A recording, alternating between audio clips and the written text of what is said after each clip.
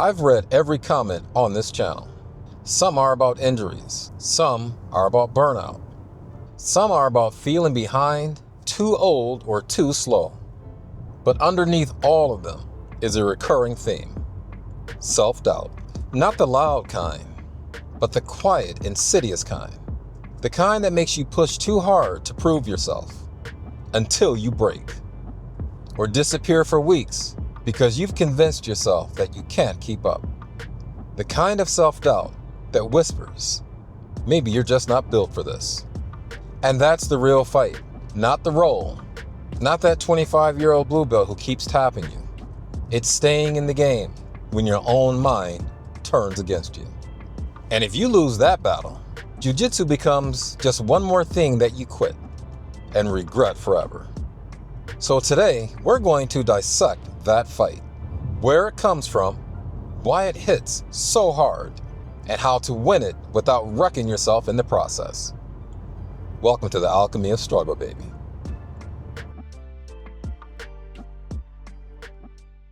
So what does self-doubt actually look like on the mats? It's not crying in your car or staring up at the ceiling late at night. It's that extra grip that you hold on to out of panic. It's forcing a move that you know isn't there because you feel like all eyes are on you. It's skipping class because you need rest, but in reality, you're just avoiding discomfort. It's all the micro decisions born out of insecurity that compound over time. Self-doubt doesn't yell. It whispers just loud enough to pull you off course.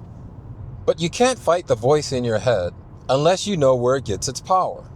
Most often, that voice is pulling from one of these root systems. First comes the internal comparison. You're training with guys 10 to 20 years younger than you.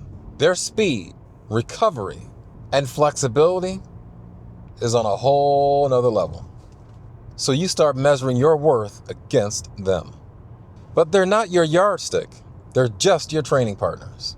Second are external expectations.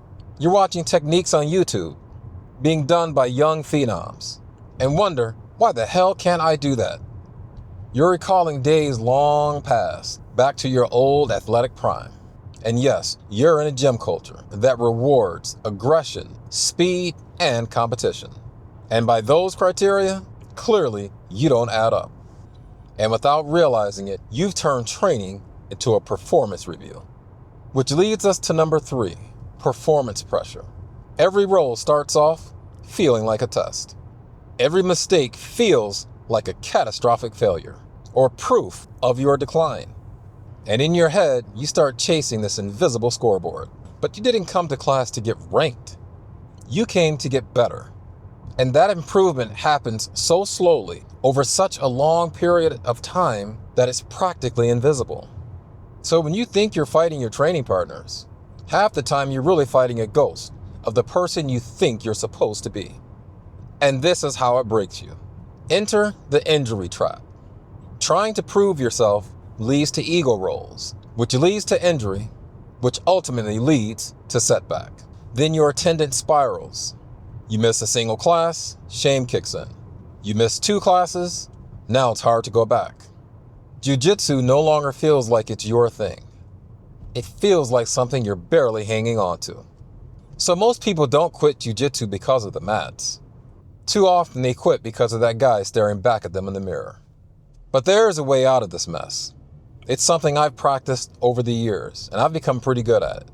You have to learn to challenge that voice in your head. Think of it this way. If that voice in your head was a real person, a friend of yours, would you tolerate their constant criticism? Most of us take the voice in our head at face value. But it's not a prophet, it's just a parrot, repeating old scripts, old fears, and old failures. It's noisy, but it's not the truth. Just because a thought is loud or often repeated inside of your head does not make it right. So here's what you need to do when it happens. You gotta ask for evidence.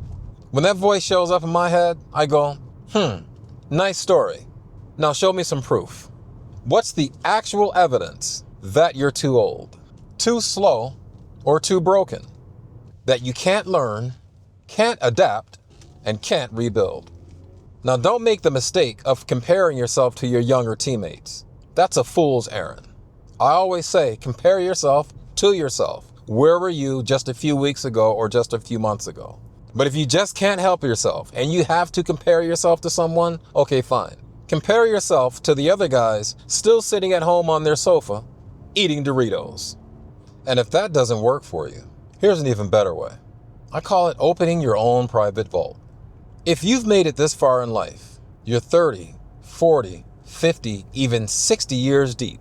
You've already fought battles most people didn't see. Battles that you've won. You've raised kids, you've built careers, successful businesses, faced injuries, and returned back from them. You've started over multiple times and you've prevailed. Use those examples as inspiration, not some jiu-jitsu phenom on Instagram reels.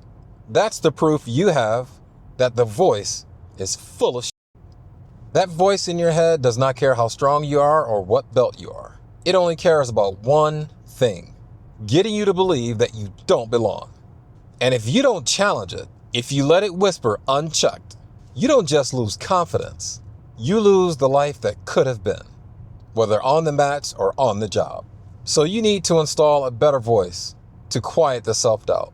Install that calm, clear coach in your head. Not a cheerleader, but a calm corner man. One that says, yes, you're tired, but everybody's tired. One that says, yes, you're afraid, but let's just breathe. One that reminds you that you've been through multiple battles and you've come out on the other side even stronger. This isn't philosophical, motivational mumbo jumbo. This stuff works, and I'm proof that it does. And look, I'm not going to dump my whole life story in a 10-minute YouTube video, other than to say that I have plenty of my own examples from my own vault, from stepping on the mat with 20-year-olds at the Cornell Jiu-Jitsu Club, or sitting in a lecture hall, surrounded by students younger than my own kids. When that voice shows up, the one that tries to tell you that you don't belong, it's relentless. And you have to be just as relentless if you want to win that battle. But you have to make it a practice. Every day you have to train this voice. Get an adrenaline spike, do an adrenaline audit. And if you don't know what that is, go back and watch the video on this channel that talks about the adrenaline audit. You feel doubt creeping in? Pull from your private vault. And you feel yourself falling behind? Recenter yourself with that calm inner coach. Because you're not just training jiu-jitsu anymore. You're training that voice that decides whether or not you show up at all. And as usual, thanks again to all the subscribers and the commenters. You guys are helping me level up this content in real time. If you find the content helpful and you want to support the channel, you can hit that super thanks button under the video. And make sure you check out last Tuesday's video. It'll be linked at the end of this one. And if you have a question or a topic you want me to do a deep dive on, join the mailing list by sending a message to the email on the screen. But remember, there are others who need this message, so let's help them find it. Like, share, and subscribe. Keep up the good fight and stay safe on those mats. Peace.